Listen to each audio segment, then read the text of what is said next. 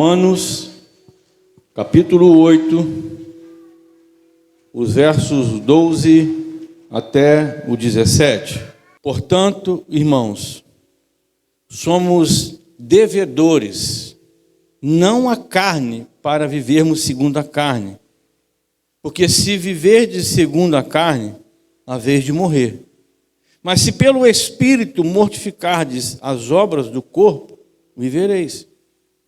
Pois todos os que são guiados pelo Espírito de Deus, estes são filhos de Deus. Porque não recebeste o espírito de escravidão para outra vez estardes em temor, mas recebeste o espírito de adoção, pelo qual chamamos Abba Pai. O Espírito mesmo testifica com o nosso espírito que somos filhos de Deus. E o versículo 17, e se filhos, também herdeiros, herdeiros de Deus e co-herdeiros de Cristo, se é certo que com Ele padecemos, para que também com Ele sejamos glorificados. Amém? Vamos orar, Pai, em nome de Jesus. Estamos diante de um texto com muita profundidade de ensino e de instrução para a nossa vida, para a nossa caminhada. Então, Deus, nós te pedimos que em nome de Jesus fale conosco. Pois nós precisamos ouvir a Tua voz e hoje, de maneira especial, nós precisamos ainda mais. Porque nós estamos num processo de alinhamento e hoje é dia de festa nessa igreja. E nós queremos participar desta festa com total liberdade e alegria que ela requer de nós. Então, Deus, em nome de Jesus, aquieta o nosso coração, para que possamos ouvir somente a Tua voz e responder o propósito do envio desta palavra nesta noite, para a glória do Teu nome. Nós oramos no nome de Jesus. Amém. E graças a Deus. Se você é uma pessoa atenciosa, você deve estar sendo lembrado pelo Espírito Santo que não mais do que uns 20 dias atrás eu ministrei sobre Romanos 8, sendo que os versículos eram os versículos de 1 a 9, e o tema da mensagem era ser dominado pelo Espírito Santo. Você lembra disso? Quantos aqui lembram? Amém? O tema da mensagem da noite de hoje é aprendendo a ser filho de Deus. Aprendendo a ser filho de Deus. Como eu disse, nós estamos num processo de alinhamento, nós estamos num processo de instrução. Então, tudo aquilo que acontece num culto após o outro tem uma conexão, tem uma ligação muito forte, no qual nós precisamos estar atentos para ir pegando, para irmos recebendo aquilo que Deus tem para a nossa vida, a fim de que ela seja moldada pelo Espírito Santo, assim que ela seja controlada, ela seja guiada, ela seja orientada pela presença do Espírito Santo de Deus na nossa vida. Nessa mensagem passada eu falei sobre sermos cheios do Espírito Santo. E uma coisa muito interessante que nós precisamos saber, que encher do Espírito Santo tem a ver com o transbordar. Ou seja, é algo que acontece de dentro. Presta bem atenção nisso, porque isso faz uma grande diferença. Ser cheio do Espírito Santo nos faz transbordar, porque é algo que acontece de dentro, não é algo que você vai beber de fora, a fim de derramar. Não, é transbordar. Você consegue perceber a diferença? Transbordar é algo que jorra de dentro, está transbordando, está gerando ali de dentro. Quando derrama é algo que você está jogando de cima, é algo de fora. Está jogando, está derramando um copo, é algo que está vindo de fora. Mas quando tem uma fonte dentro de nós, que é o Espírito Santo, isso vai ser gerado, vai ser criado em nós e vai fazer com que sejamos cheios a ponto de transbordar. Conseguiu pegar? Amém? Isso vai fazer diferença. Transbordar do que derramar. E esse é um ponto muito importante, porque não basta ter o Espírito Santo, é preciso pertencer a Ele. Amém, Gustavo? E é nesse entendimento que nós iremos aprender algo nessa mensagem de hoje, que poderá mudar a nossa vida de uma forma muito especial para sempre. Se você pegar o entendimento, a compreensão dessa palavra que está sendo ministrada hoje, eu quero liberar do altar sobre a sua vida, que você pode mudar a sua vida para sempre com essa mensagem. Porque existem mensagens que nós ouvimos e que nós somos ministrados, que de fato elas causam um grande impacto na nossa vida e que elas mudam a nossa vida para sempre. Não é verdade? Mas tem algumas mensagens que a gente não consegue perceber e tal. Você é alimentado, você é edificado, mas é edificado naquele momento, você é edificado naquele processo, mas no dia seguinte ou na semana seguinte, aquele alimento, né, aquilo já se perdeu, mas foi importante para aquela hora. Mas existem algumas mensagens que a gente ouve, que a gente recebe, que aquilo flui de uma maneira muito especial dentro da gente, que ativa, né, essa fonte dentro de nós, que é o Espírito Santo. Você começa, ao invés de derramar, você começa a transbordar. E isso começa a fazer diferença. Eu tenho algumas mensagens que são marcadas na minha vida como uma mudança radical. E eu creio que essa mensagem dessa noite pode ter esse efeito na sua vida, se você assim permitir e desejar. A verdade é que muitos gostam de dizer que Deus é Pai. Não é verdade? Você já deve ter ouvido isso. Você provavelmente já deve ter falado sobre isso. E isso é algo que muitas pessoas gostam de dizer, é até algo confortante. Mas na visão de Deus, todos nós somos realmente filhos. Isso na visão de Deus.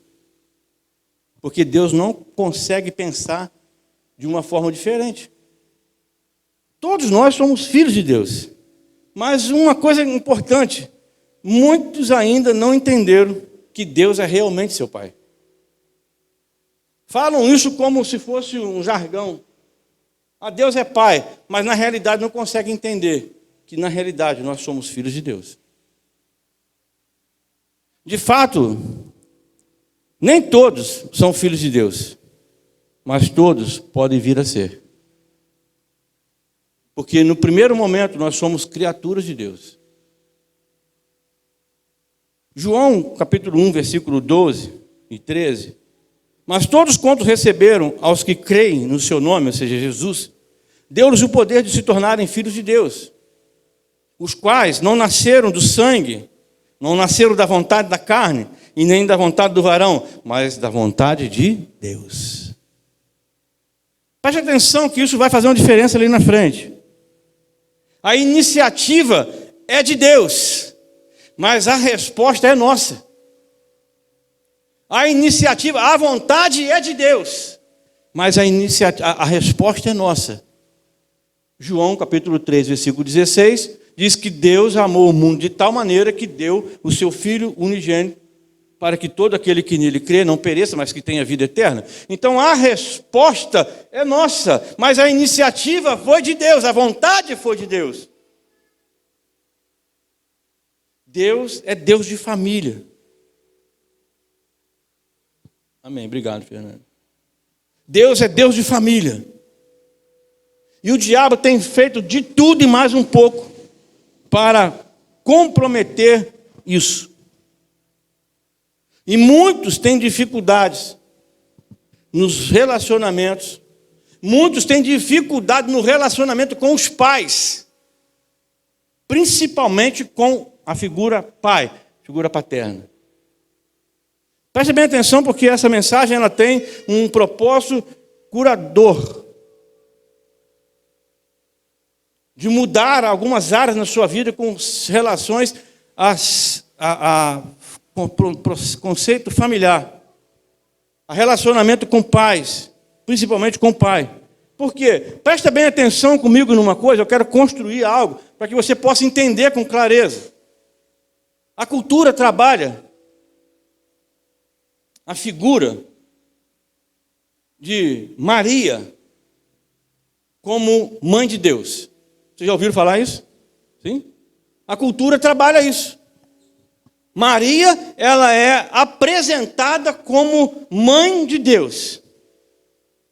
E eu entendo que seja isso Por quê? Porque se você olhar outras religiões, a figura do Deus ou dos deuses dessas religiões, eles, em algum momento, eles foram formados. Eles nasceram de uma formação de um Deus que formou com outro Deus, que fez isso, que gerou um outro Deus, que é esse Deus. Um relacionamento místico e formou o Deus tal. Concorda comigo, Gustavo? Eu creio que é mais ou menos nessa linha.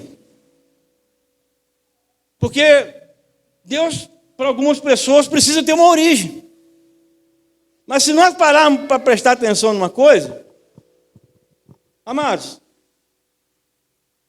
logo no comecinho das Sagradas Escrituras, o primeiro capítulo, o primeiro versículo, diz o quê? Você lembra? Sem abrir.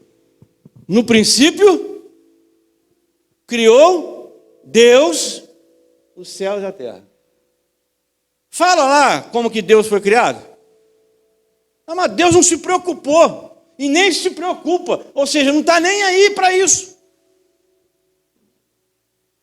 Ele não está preocupado em dizer como que foi formado, como é que ele foi feito. Tanto é que quando ele vai conversar com Moisés, ele diz assim, ó, eu sou o que sou, acabou. Praticamente ele diz, Moisés, não vem com essa conversinha para mim, para cima de mim, com esse negócio de querer saber. Não, eu sou o que sou, acabou. A cultura dá uma ênfase à figura de Maria como uma mãe que está com o menino Jesus no colo, mas não tem a presença do pai, ou seja, foi abandonada pelo pai. Se você parar para observar dentro da cultura da Igreja Católica ou de outras religiões que usa o exemplo de Maria, José e Jesus, você pode observar que a maioria dessas representações, Maria está sozinha com Jesus. Você vai observar que existe uma grande influência do inferno na desconstrução da ideia inicial da família que Deus gerou no coração dele. É uma imagem distorcida. E essa distorção de imagem, ela continua a cada dia crescendo cada vez mais. Mas nós precisamos entender uma coisa, que Jesus também é reconhecido nas Sagradas Escrituras como o filho do carpinteiro. Não é verdade? Você já deve ter lido lá, Jesus, o filho do carpinteiro, aquele é o carpinteiro. Mateus capítulo 13, versículo 55, tem uma referência dessa.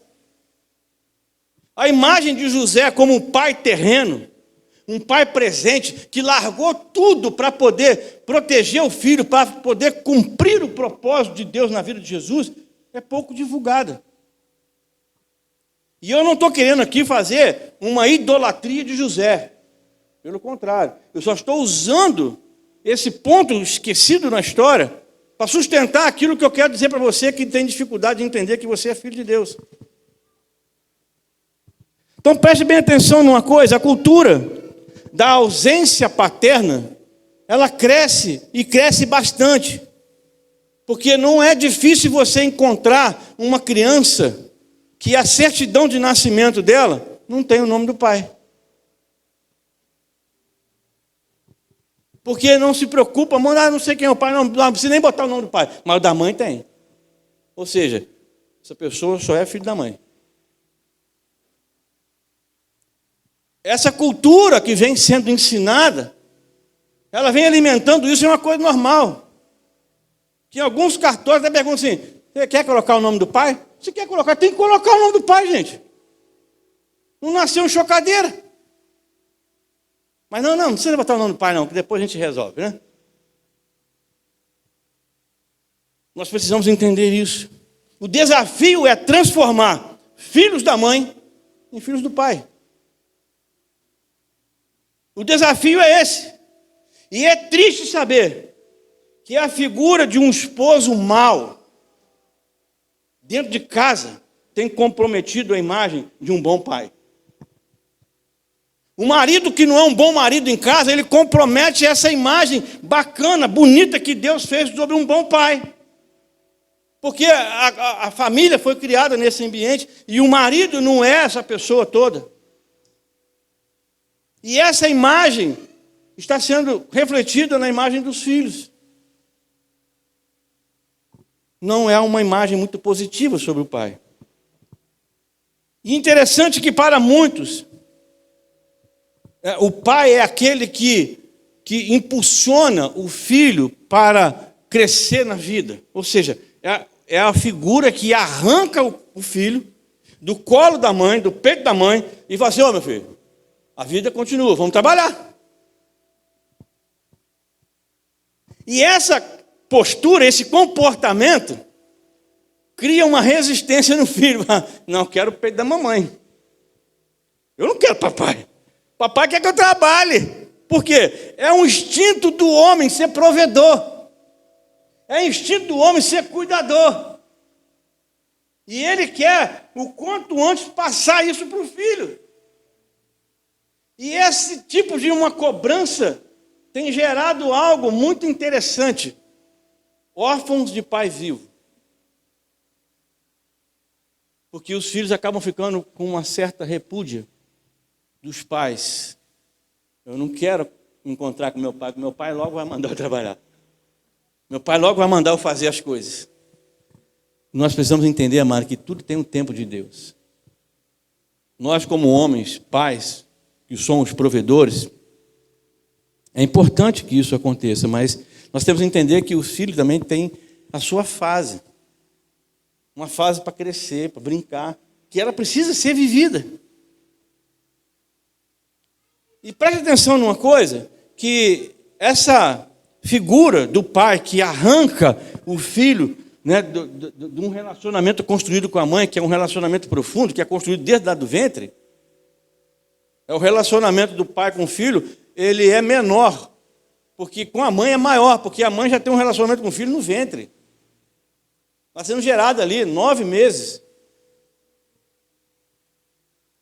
Então esse relacionamento sendo rompido, a dificuldade de se relacionar com o pai, abre uma porta, ou seja, escancara uma porta para ser construído um relacionamento, sabe com quem?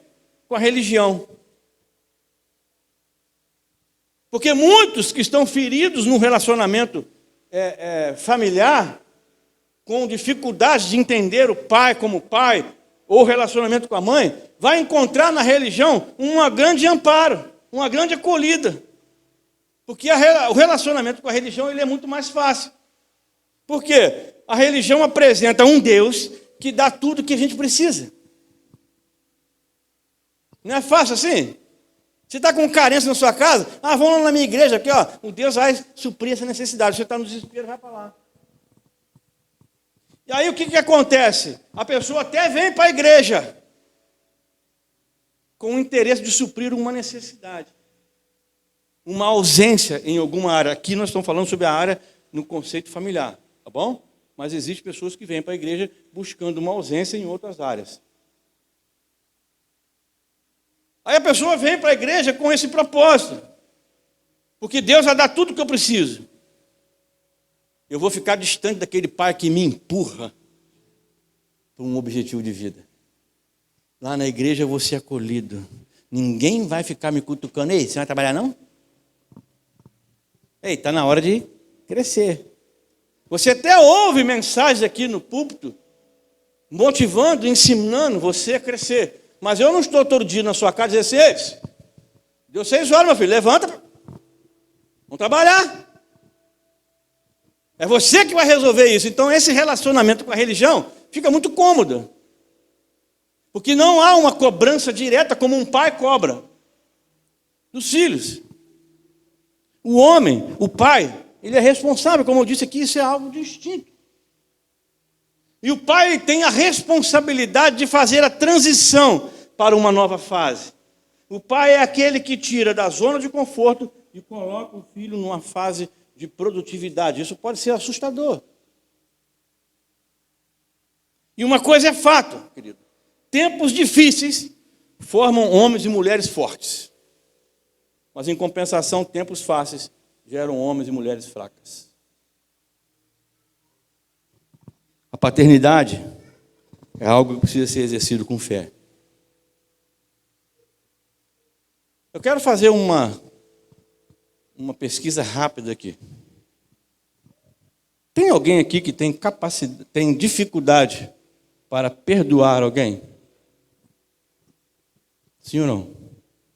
Tem? Eu vou fazer um desafio. Você que acha que você tem dificuldade, fique em pé, por favor.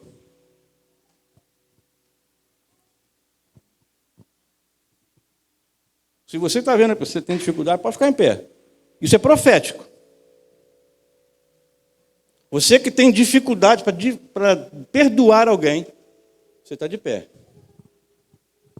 Eu vou dizer uma coisa para você. Você que está de pé, você alguma vez na sua vida já teve que perdoar o seu pai? Pode sentar então quem já perdoou o pai alguma vez na vida. Teve dificuldade para perdoar a sua mãe? E perdoou? Senta então, por favor. Então não vou nem continuar a pesquisa, já foi resolvido. O interessante é que eu pensei que você falou que tivesse dificuldade de perdoar alguém. Porque se você teve a oportunidade de perdoar, pelo menos que eu falei aqui, sua pai e mãe, o princípio é o mesmo, querido, para perdoar qualquer outra pessoa. Então você tem condição de perdoar outra pessoa. Você consegue, pegou isso? Porque a gente às vezes se escolhe, eu tenho dificuldade de perdoar a pessoa, e fica naquilo, acha que aquilo até é bonito. Mas olha o que Deus está mostrando para nós aqui hoje. Se você algum dia na sua vida já perdoou o pai, já perdoou a mãe, tem que perdoar o filho, tem que perdoar um amigo, amado, você tem capacidade de perdoar qualquer pessoa, porque o princípio do perdão é o mesmo. Concorda comigo? Sim ou não? Amém. Então esse é o princípio do perdão. Sabe por quê? Deus não vai pedir nada para a gente fazer que a gente não tenha capacidade para fazer. Se você consegue perdoar uma pessoa, você vai conseguir perdoar a outra. Agora, para quem insiste em ter um coração que não perdoa, digo uma coisa para você, a sua fé não vai ter efeito nenhum. A oração não vai ser atendida. Eu sei que, isso estou dizendo pelo Espírito, tem pessoas aqui que quis levantar e não levantou. Estou dizendo isso pelo Espírito Santo. Tem pessoas que não levantou, talvez por vergonha, por medo, ou de repente de mostrar que isso talvez seja uma fraqueza. Mas eu quero dizer para você uma coisa. Quem insiste em manter um coração que não perdoa, amado, a fé não tem sentido nenhum. Não tem efeito nenhum. E muito menos as suas orações. Não vai resolver. Porque a falta de perdão, ela é um entrave com relação à fé. Ou seja, logo o perdão é algo de muita e muita importância na vida do crente. E na maioria das vezes, como eu falei agora há pouco, tem filhos se tornando órfãos de pais vivos porque de repente os pais não estão conseguindo mostrar como ser pai e os filhos não estão conseguindo entender a figura do pai dentro de casa, nesse relacionamento. O texto que nós lemos aqui, Paulo dá uma instrução muito poderosa, e ele vem falando sobre a questão de paternidade. E quando alguém é adotado, se você não sabe, eu quero dizer para você uma coisa, você é adotado, sabia? Eu sou adotado. Nós somos adotados. E essa é a imagem, a perspectiva que nós temos que entender. Nós somos adotados. Romanos 8, que nós lemos agora, versículo 15. Nós recebemos o Espírito de adoção, pelo qual chamamos Abba, Pai. Nós recebemos o Espírito de adoção. Nós somos adotados. E ao sermos adotados, nós recebemos um novo nome, que está lá no livro de Apocalipse, no capítulo 2, versículo 17. E ao recebermos um novo nome, nós temos o direito a uma herança. Amém? Ao recebermos um novo nome, nós temos direito a uma herança. Que diz lá, o Espírito mesmo testifica com o nosso Espírito que somos filhos de Deus. E se filhos, também herdeiros, herdeiros de Deus e co-herdeiros em Cristo. Nós temos uma herança. Abba, Pai. Abba é uma expressão aramaica. Ou seja, era pouco falada. Quem falava muito isso era Jesus. E Jesus falava aramaico. E essa expressão Abba significa paizinho.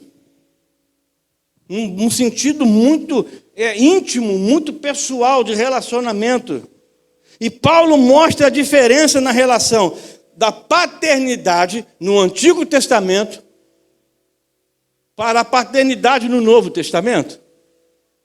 Quando Paulo faz menção dessa fala, Abba, Pai, Paulo está mostrando que há uma diferença no relacionamento paterno do Antigo Testamento para o Novo Testamento. Porque no Antigo Testamento, a figura de Deus como Pai era mais uma figura de senhorio, de ordem, de direção, de dono. Mas no Novo Testamento, não. No Novo Testamento é algo diferente. E eu quero que, em nome de Jesus, você entenda isso. No Novo Testamento, a partir de Cristo, nós entendemos que a relação do Pai conosco é diferente. Porque antes de Jesus, olha só, nós não tínhamos nada. Concorda comigo? Foi, acho que a Fernanda que falou agora há pouco aqui, nós foi até a Juliana também que falou, eu não mereço, eu não tinha nada. Antes de Jesus, nós não tínhamos nada. A verdade é essa. E agora, nós temos direito até a uma herança. Somos salvos. Olha só que diferença que isso faz na nossa vida.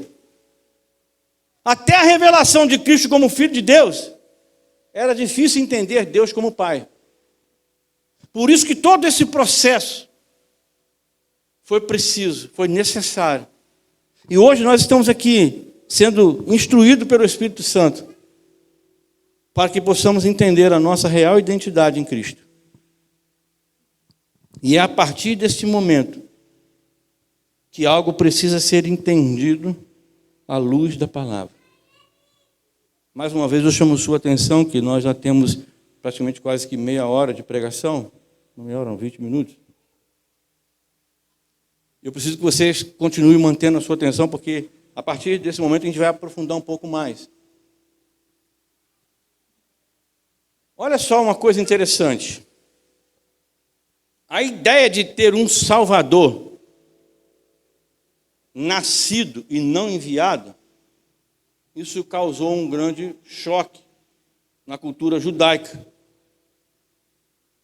A ideia de Deus ter um filho foi algo chocante. Porque naquela ocasião, naquela cultura, as coisas eram enviadas. Mas Jesus, ele apresenta como um ser nascido de mulher, gerado pelo Espírito Santo. E essa ideia causou um grande impacto. E quando ele vem anunciando que ele é filho de Deus, mais choque ele causou no povo. Por quê? Como é que pode Deus ter filho?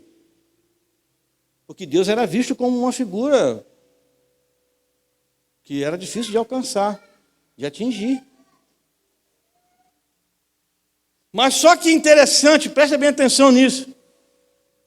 Jesus como filho é a expressão da plenitude de Deus, que é a paternidade e não uma divindade. Conseguiu entender? Jesus era a expressão da paternidade de Deus e não da divindade de Deus. Porque se ele fosse enviado, ou seja, caiu na terra, foi enviado, ele ia ser um ser divino, celestial. Mas quando ele nasce de Maria, ele rompe essa cultura. Então é algo muito interessante. Aí começa-se então a relação de paternidade.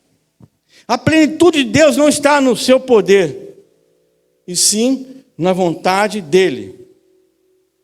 Deus agora começa a falar com o seu povo através do seu próprio filho. Está conseguindo pegar? Deus começa a falar agora com o seu povo na terra através do seu próprio Filho. E para reconstruir a imagem da família que Deus planejou e o que o diabo vem destruindo usando as questões culturais, é preciso entender que Deus é Pai. E que é a sua vontade que sejamos filhos. Amém? É da vontade de Deus que nós sejamos seus filhos. E isso vai ajudar no entendimento naquilo que eu vou dizer agora. Porque Jesus não é filho da fisiologia de José, mas é filho da fisiologia de Maria. Precisamos entender um pouquinho isso para que a gente possa avançar. Em Maria, Jesus se tornou a imagem do Deus vivo. Amém? Mas em José, ele se tornou um ser humano. Em José ele se torna um ser humano. Jesus é filho de Deus, mas também é filho de José. Não podemos negar isso. José é a figura paterna da adoção de Jesus. E Jesus entra para o mundo, vem ao mundo como um filho adotivo. Uma palavra que foi empenhada por José. Eu vou cuidar dele. Jesus, ele entra no mundo como filho adotivo. E preste atenção num detalhe muito interessante. Por Maria, Jesus tinha poder. Mas em José, ele tinha autoridade. Talvez você tenha, mas pastor, mas como é que funciona isso? Em Maria, Jesus tinha poder, e em José ele tinha autoridade. Porque a figura paterna é o que assegura o cumprimento do propósito. Quando Jesus foi batizado, em Mateus capítulo 3, versículo 17, Jesus ele ouve uma voz do céu dizer assim: este é o meu filho amado, em quem me comprazo. Lembra disso? Interessante que o mesmo pai que diz filho amado é o pai que permite o seu filho ser levado para o deserto para ser tentado. Entendo como uma condução para um novo nível. Lembra quando eu falei que o pai é responsável para colocar o filho num nível mais à frente? E esse nível mais à frente às vezes expõe aos riscos. Enquanto Jesus estava ali naquela situação com Maria e José, mas quando ele tem contato e Deus se manifesta dizendo: ei, esse é meu filho amado. Aí falou assim: ó, meu filho, agora está na hora, vai para o deserto. Chegou a hora de Jesus parar de fazer o que ele queria para começar a fazer o que Deus queria.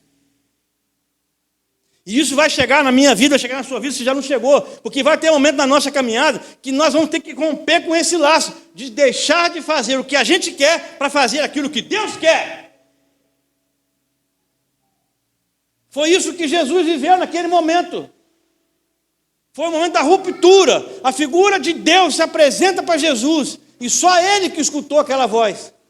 Só ele que ouviu aquela voz do céu. Porque o filho ouve, entende, compreende a voz do Pai. E Deus libera essa palavra. E ele é conduzido para o deserto. Jesus vai para um lugar em que a paternidade de Deus, presta bem atenção numa coisa. Jesus foi para o deserto. Lembra disso? Mateus capítulo 4. E lá no deserto, a paternidade de Deus foi colocada à prova. Você lembra do episódio que aconteceu lá na tentação no deserto? Sim ou não? Sim? Se você não lembrar, preciso que você lembre, eu posso até te dar uma ideia. Quando ele vai para lá, ele começa a ser tentado pelo diabo. E lá, a figura paterna de Deus começa a ser colocada à prova. Ei, se você é filho de Deus mesmo, se você é filho de Deus mesmo, a figura da autoridade de Deus como Pai estava sendo colocada à prova pelo diabo. em cima de Jesus. E é mais ou menos isso que a gente vive no começo da conversão. Quando você começa a caminhar com Deus, as pessoas, seus amigos começam a dizer assim: ei, se você é crente mesmo, quero ver se você vai fazer isso. Se você é crente mesmo, quero ver se você vai deixar de fazer aquilo outro. Se você é crente mesmo, não é aquilo que acontece? A imagem da figura paterna de Deus na nossa vida, na nossa caminhada, começa a ser colocada à prova. O diabo está sempre tentando desfigurar a fala do Pai. Você sai daqui empoderado. Sai daqui recebendo uma palavra que vai mudar e vai virar a chave, vai transformar a tua vida. Mas o diabo vai estar sempre aí fora tentando desqualificar a palavra que você recebeu no altar. Isso é fato. A voz do Espírito Santo de Deus dentro de nós testifica quem nós somos. Acho que você não entendeu. A voz do Espírito Santo de Deus dentro de nós testifica quem nós somos. Acho que você precisa prestar mais atenção um pouquinho. Olha só uma coisa.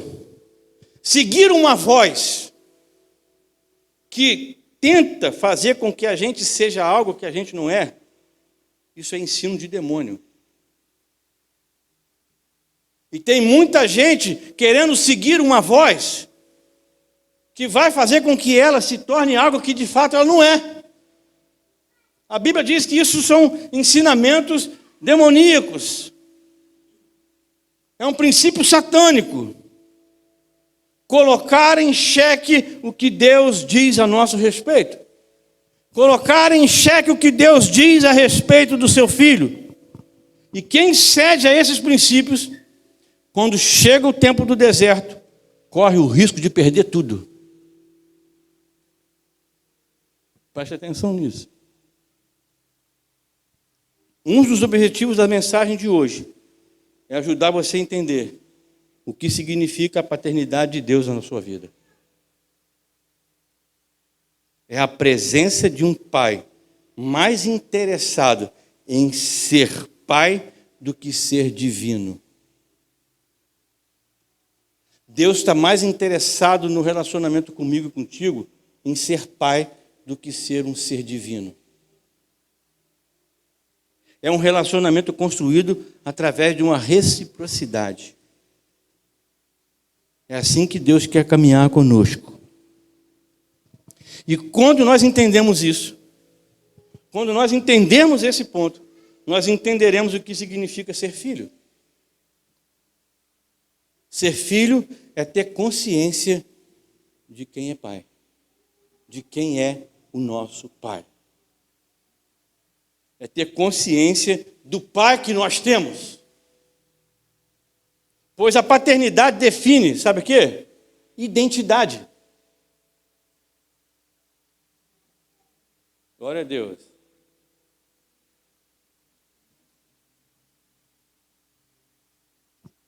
Paternidade define identidade. Porque paternidade dá sentido de origem. E quando Deus se apresenta como pai e como Deus, ele é antes de todas as coisas, ou seja, é a origem. E paternidade nos dá direito à herança. E entender essa paternidade, aí nos leva a um passo mais interessante ainda. Quando você entende essa paternidade, vai gerar em nós responsabilidade. Responsabilidade de ser filho de Deus.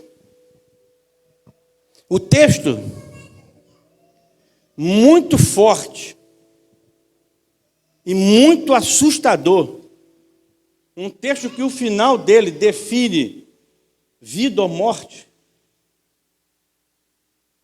João escreve no capítulo 8, eu quero ler com você, com muito temor e tremor, porque é um texto muito forte e um texto assustador. Eu vou ler nessa tradução mais tradicional. João capítulo 8, versículo 41 ao 47, diz assim: uma conversa de Jesus com os fariseus, com as pessoas que estavam acompanhando ele. Vós fazeis as obras de vosso pai. replicaram as pessoas. Jesus falando assim, vocês fazem a obra do Pai de vocês. E as pessoas que estavam ouvindo Jesus, prestem bem atenção no que eles respondem. Nós não somos nascidos de prostituição, temos um Pai que é Deus. Por que eles falaram isso? Eles ofenderam Jesus. Nós não somos filhos da prostituição. Ele sabia que Maria estava grávida antes de casar com José. Eles vão lá na ferida de Jesus. Ei, baixa sua bola aí, cara. Nós não somos filhos de prostituição, não. Mas você acha que Jesus deu ligança para isso? Jesus não estava nem aí para isso. Jesus estava mais interessado em instruir, ensinar aquele povo. Jesus respondeu, se Deus fosse o vosso Pai, olha só a resposta de Jesus. Se Deus fosse o vosso Pai, vós me amareis, porque eu saí e vim de Deus, pois não vim de mim mesmo, mas Ele me enviou. Porque não compreendeis a minha linguagem, é porque não podeis ouvir a minha palavra. Vós tendes por pai o diabo. Olha que Jesus joga na cara deles. Vós tem por pai o diabo, e quereis satisfazer o desejo do vosso pai, que é homicida desde o princípio, e nunca se firmou na verdade, porque nele não há verdade. Quando ele profere mentira, fala do que é próprio, porque é mentiroso, e ele é pai da mentira. Mas porque eu digo a verdade, não me credes. Quem dentre vós me convence de pecado? Se digo a verdade, por que não me credes? Aí Jesus fecha o versículo 47. Quem é de Deus, ouve as palavras de Deus. Por isso vós não ouvis, porque não sois de Deus. Amado, que texto forte, profundo e amedrontador. E de uma forma de correção, esse texto nos leva a uma reflexão. De acordo com as nossas obras, nós somos filhos de Deus ou filhos do diabo? Não precisa me responder, não, senão eu vou ficar até envergonhado. Mas pensa você aí agora. O que você está fazendo na sua vida, as suas obras, está mostrando se você é filho de Deus ou filho do diabo?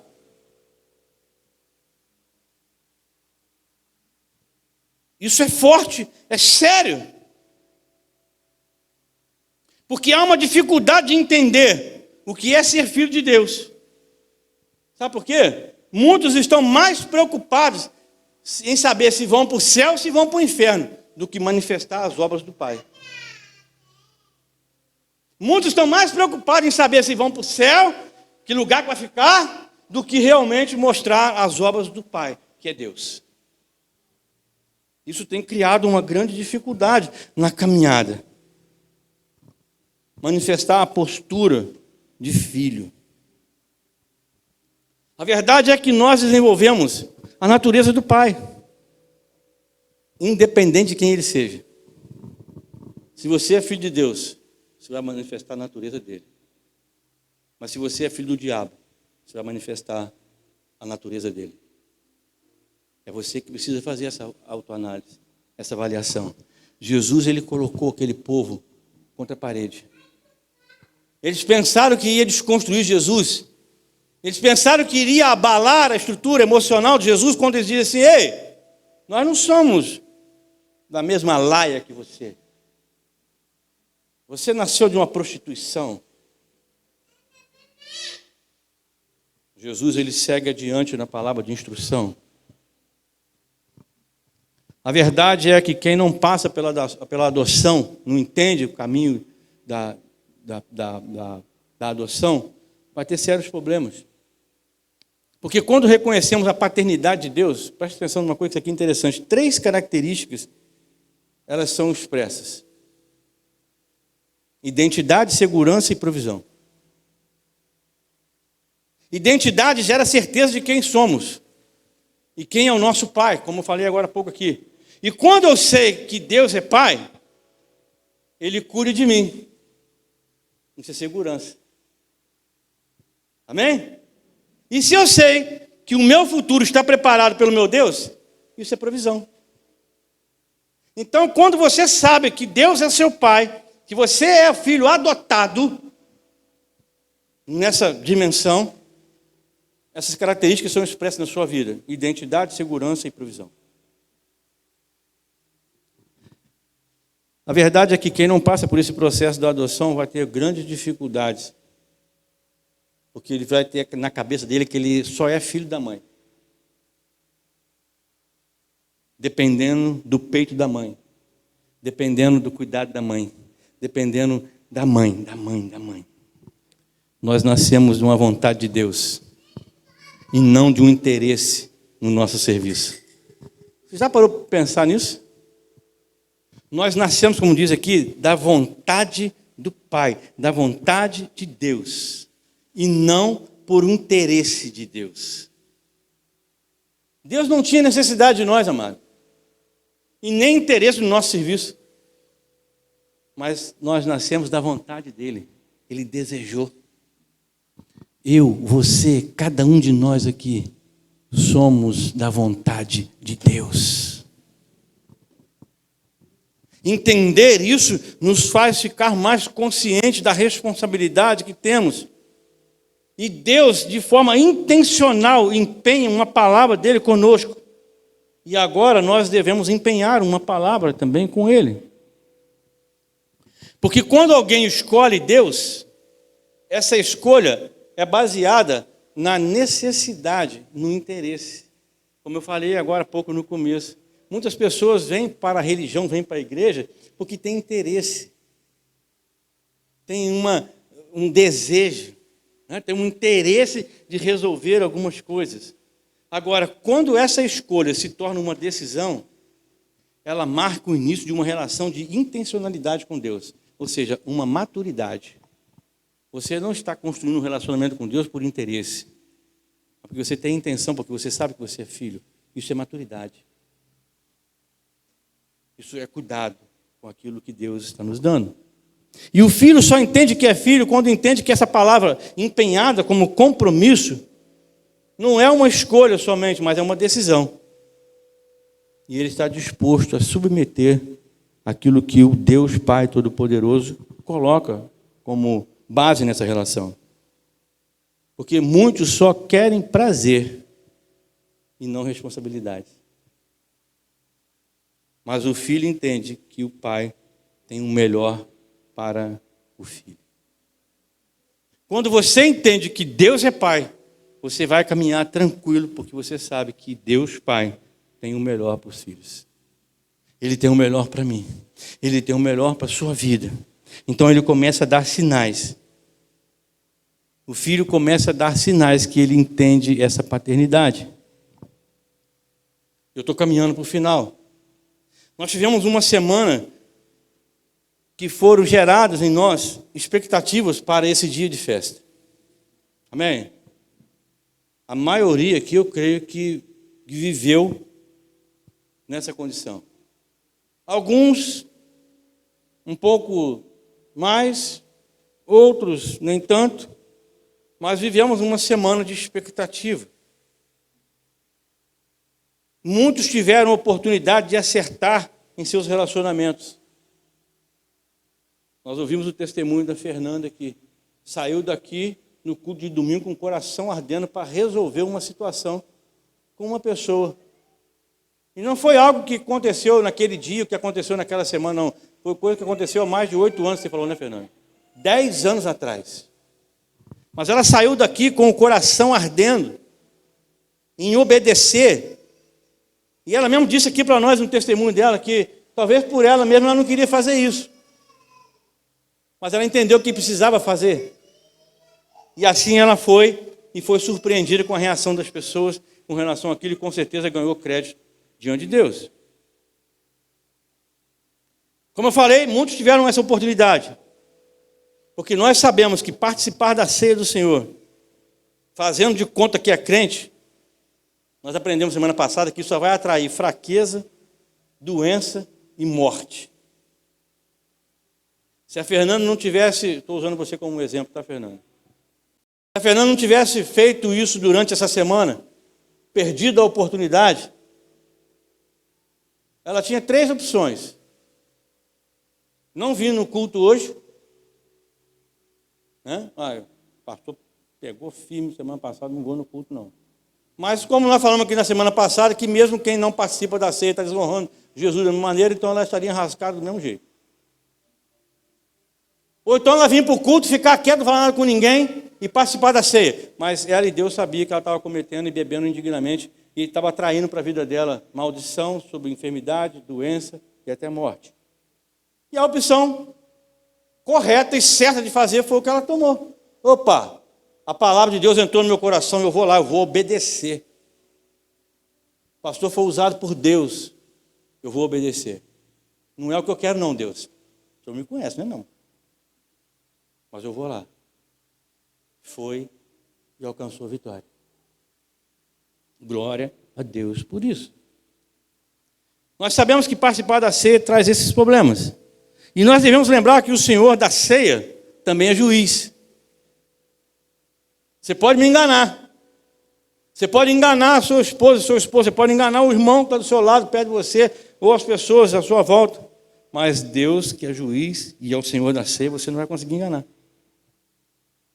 Quer ver uma coisa, amado? Tem muito crente que está apanhando do pai,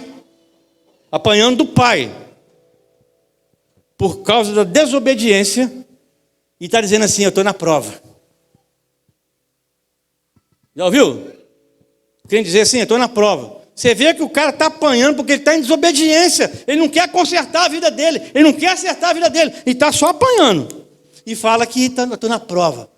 Vai se consertar, sem vergonha. Não é verdade? Aí está dizendo que eu estou na prova. E acha que estar na prova né? É algo muito sobrenatural, muito espiritual. Cuidado. Até quando vai brincar de ser crente? Se há algum erro e você não participar da ceia, significa que você quer continuar no pecado. Significa que você quer continuar nessa miséria de vida. Significa que você quer continuar sendo filho bastardo, ou seja, filho do diabo. É claro o texto com relação a isso, é duro, mas é a realidade.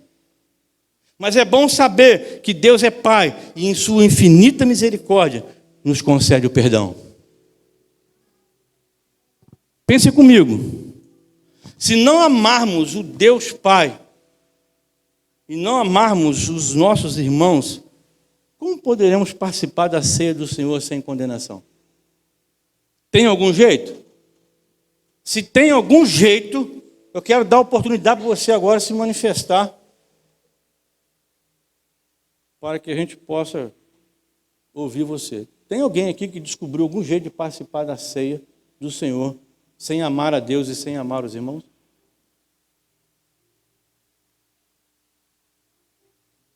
Então, querido, se você não conseguiu resolver a sua situação, ainda há tempo. Ainda há tempo. O momento é para arrependimento e voltar a viver em comunhão com Deus. O momento que está sendo criado agora no final dessa pregação é exatamente esse. É de arrependimento e voltar a viver em comunhão com Deus. Lembre-se de uma coisa.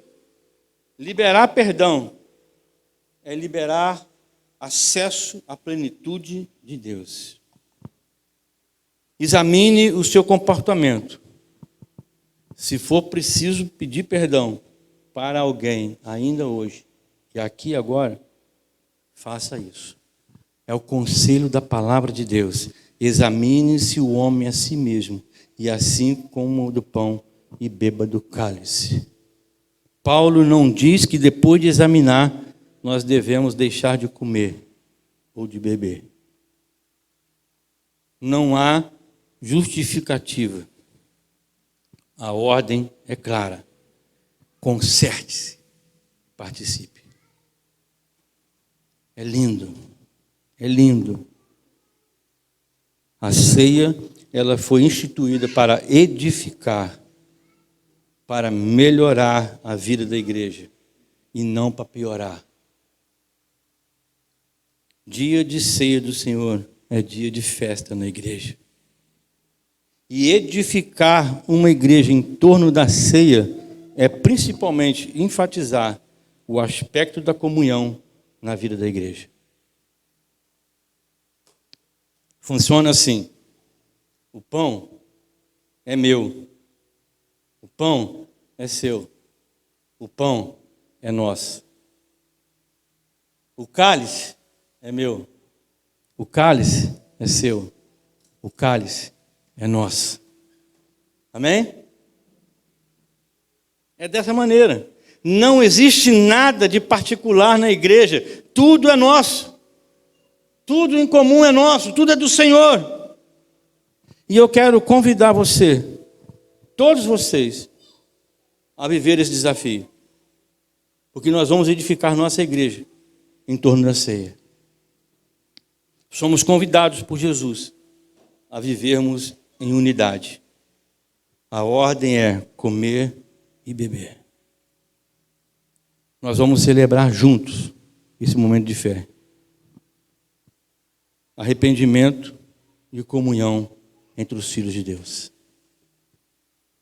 Diante desse rico significado, como nós iremos menosprezar esse momento? E eu quero profetizar sobre a sua vida, querido.